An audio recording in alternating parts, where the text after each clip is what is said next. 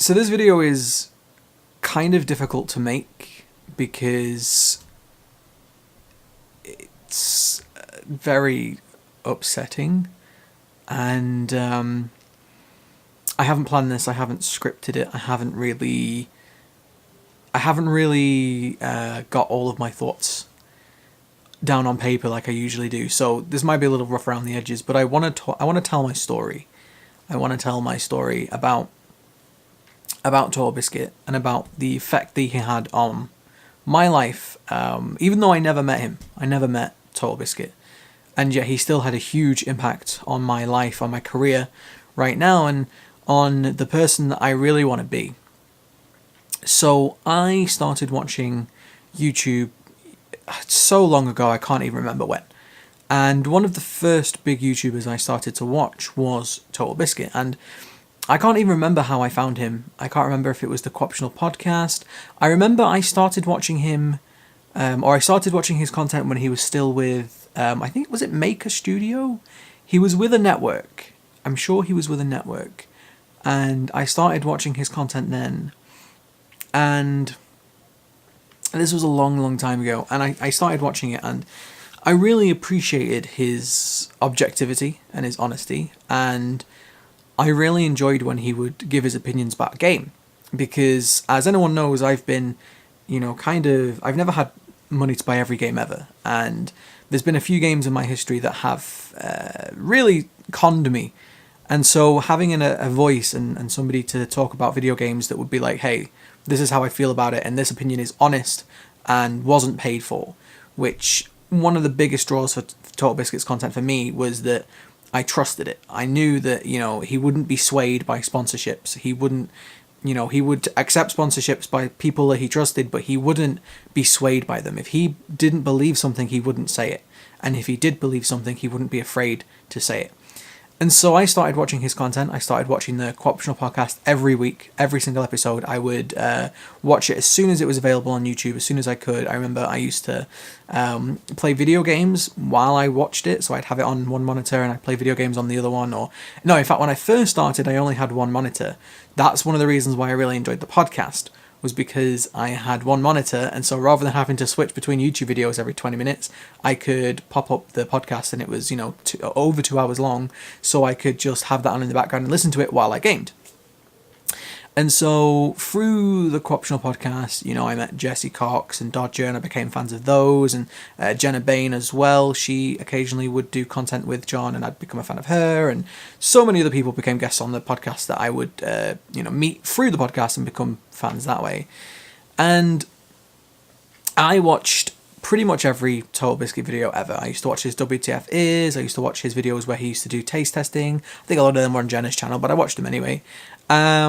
I watched everything he tried. Whatever video popped up, if it was by TotalBiscuit, I would watch it. And I enjoyed 99% of it. And as I said earlier, one of the reasons why was because I respected him and his opinions. And that was what I was there for. I was there for his personality, not necessarily the gameplay. But I'm rambling, but the point was that I was a huge, huge fan, and I still am. And this time about a year ago yesterday, the news broke that he died. And around this time was when I was working in retail, and I was working for a company that was awful. It had gone downhill, it was toxic, and people were being laid off left, right and centre, and it was a real struggle. And not only that, I had a psychology degree that I wasn't using. I had no sense of purpose or direction. I had nothing in my life that I was working towards. I felt directionless, and that was a real low point for me. And so I'd started to stream on Twitch. I was starting to get my first audience in World of Warcraft and things like that. And that was going really well. And I remember I was in this spot where every time I would go to work at retail, I would think I could be at home working on stream things right now. And it was really frustrating. And so I'd given my notice in. I'd given my 2 weeks notice in to my job. And a couple of days later was the day that I found out on Twitter, and then later on the news, that TotalBiscuit had died. And I remember waking up and reading the tweet and just feeling like I can't explain it, but feeling grief for a man that I'd never met, feeling this like overwhelming sense of loss for a man I'd never met. He didn't know I existed, yet I felt like I'd lost a friend, which was weird for me. I'll be honest, it was weird. It was like I never met him, he never met me. Why do I feel such a, like, why am I so impacted by this? And I remember thinking, if I feel this way, how the hell does Genna feel? And I sat there and I woke up and I came to terms with it, and I picked up the phone and I called my job and I lied and I said, I've had a death in the family. I can't come back. I'm not coming back. And the reason why I did that was because I just, the more I thought about it, he was only a few years older than me. I was 27 at the time. I think he was 33 when he died. He was, he was still relatively young. And I just thought that can happen to anybody at any time. And I just remember thinking to myself that my life, it can be so short and so fleeting. If I was to die today, have I felt like I've accomplished anything with my life? Have I achieved anything? And I just felt, no, I haven't. And so I quit. And I said to myself, I'm going to take this next year.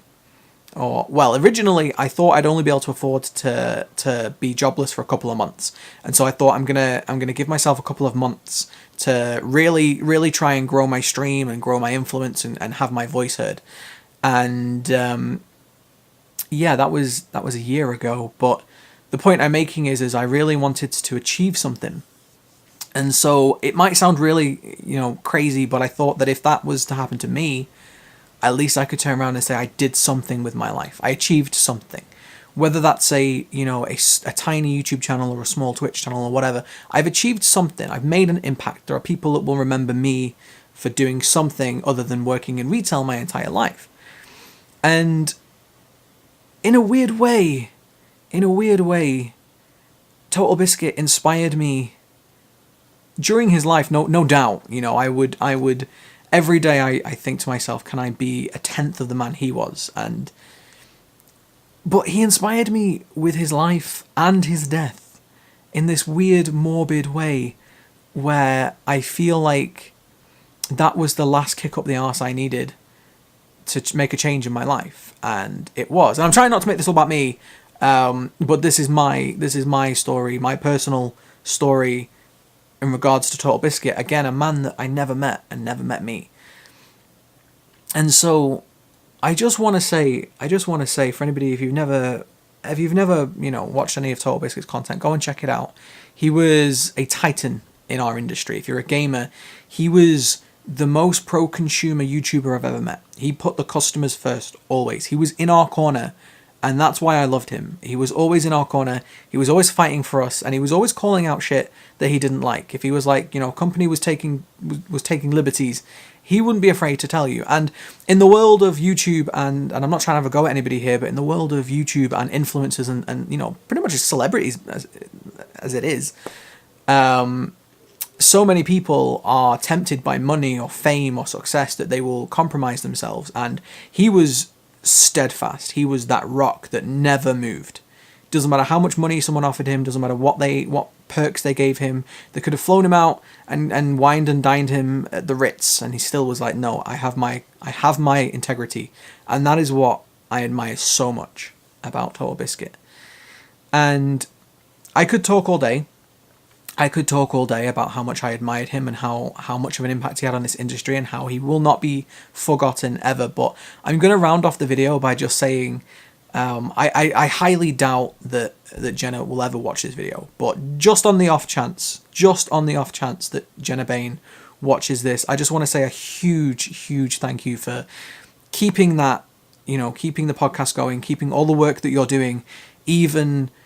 I can't even imagine how difficult that must be for you, but you're doing it anyway. And I feel like the first podcast episode after John's death, you kind of said, that this was in memory of him and this was his legacy that you want to continue on. And I just want to say thank you so much for that.